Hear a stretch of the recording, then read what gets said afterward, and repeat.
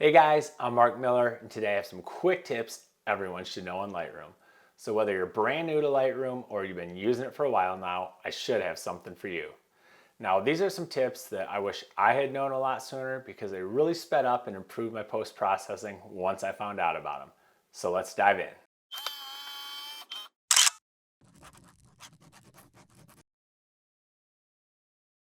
All right, so tip number one is clipping. And this is something I like to do when I first get into an image.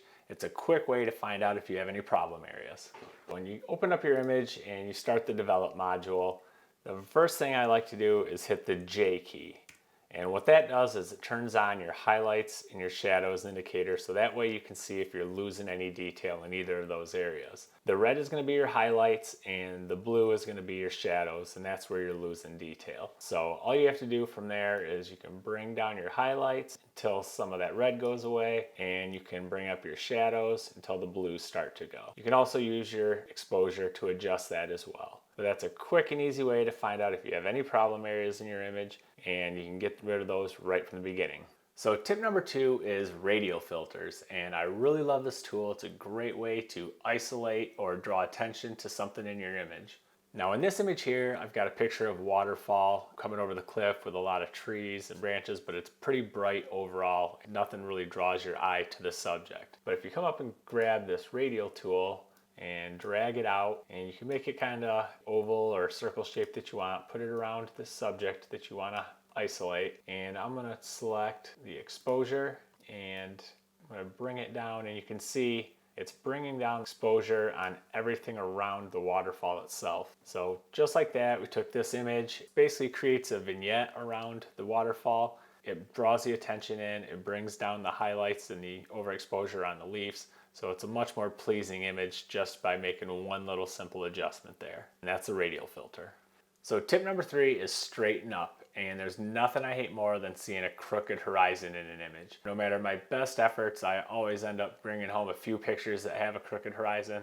So I'm going to show you how to fix that right now. So typically when somebody goes in and they want to fix their image, they're going to grab the crop tool, and you can come down here and kind of move it back and forth and try to get it lined up, and usually it takes me 5 or 10 minutes and I still don't get it exactly right. But if you come up and grab this little level tool here, click on your horizon and drag it across to another point, let it go, and it instantly straightens up your image, and now it's going to look a heck of a lot better. A little bonus tip while we're in the cropping tool is if you hit the O key, you can cycle through some different grid layouts, and they're all made to help you with your composition.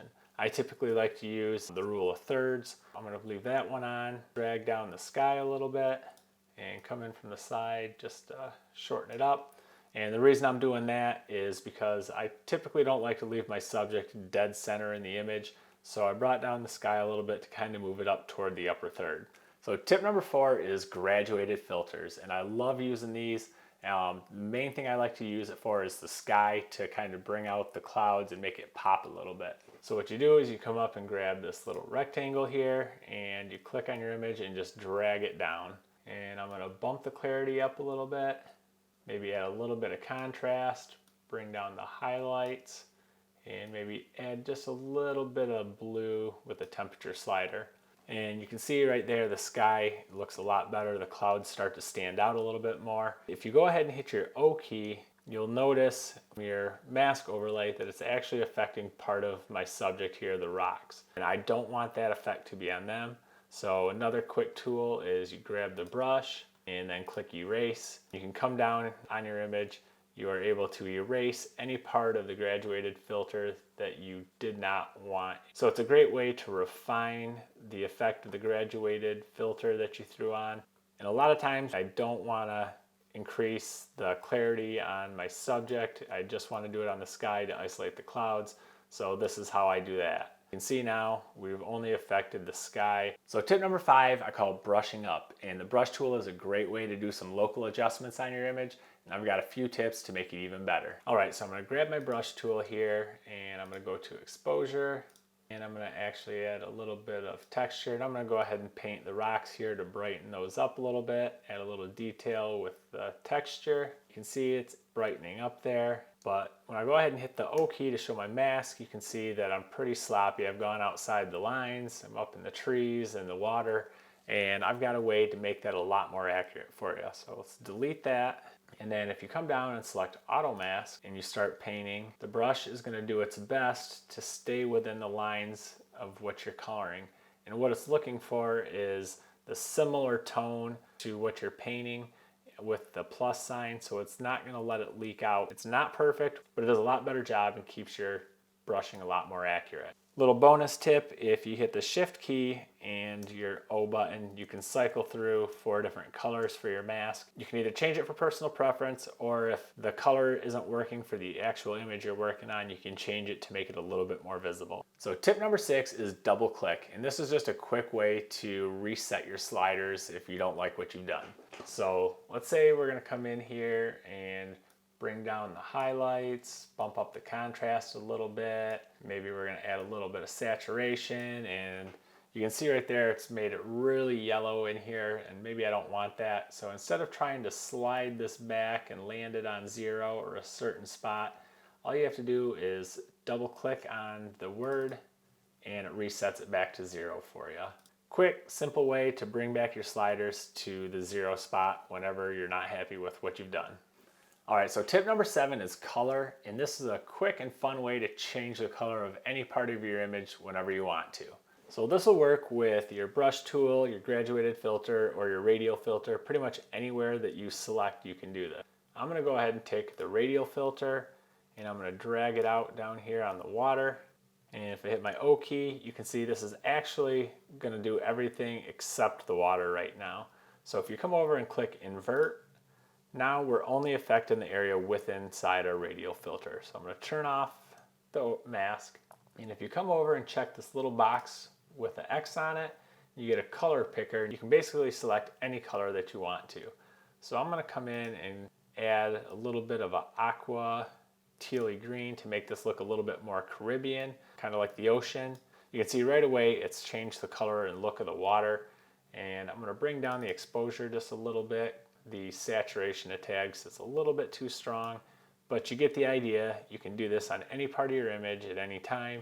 You can pick any color that you want. So tip number 8 is sharpening, and I usually like at the end of my post-processing to go in and add a little bit of sharpening to my image. So what you do is you come down to your details panel and you've got your sharpening, and you can drag it up.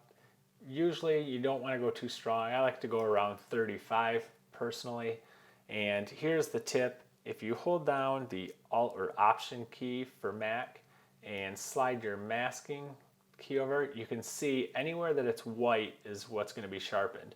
So typically I'm not going to want to sharpen the sky and the clouds. I just want to add sharpening to the subject. So you slide that out as far as you need to, and you can see now it's pretty much only affecting the rock formation, a little bit of the water. So that's how I like to go through and sharpen my image without doing too much damage to the details in the sky or other areas that I don't want to sharpen. Tip number 9 is lights out. And simply by hitting the L key on your keyboard, you can dim the surroundings around your image so you can get a better look. If you hit it a second time, it goes completely black, and it's just a nice way to be able to look at your image without any distractions or light around it, see how it's turned out.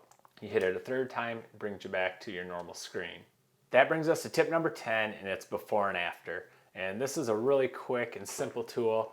All you have to do is hit the slash on your keyboard, and it's going to toggle between your before and after. It's a quick way to see where you started and where you're at. I like to use it throughout my processing just so I have an idea of where I'm at, and I can tell if I've gone too far. And I don't know about you, but it's real easy for me to get carried away once in a while. And I'm looking at my image and I'm like, what in the heck, what went wrong? So slash on your keyboard, quick toggle back and forth. You can see where you started and where you ended. All right, guys, so I really hope you found these tips to be helpful. And I would love to hear any tips or tricks that you guys use, so leave them in the comments section. If you're interested in learning more, I do offer one-on-one virtual Lightroom training, and we can spend some time together processing your images, and you're going to learn how to navigate and make the most of your editing in Lightroom. So check out the link in the description for details. Please remember to give the video a like and consider subscribing if you'd like to see more content like this, and I'll see you in the next one.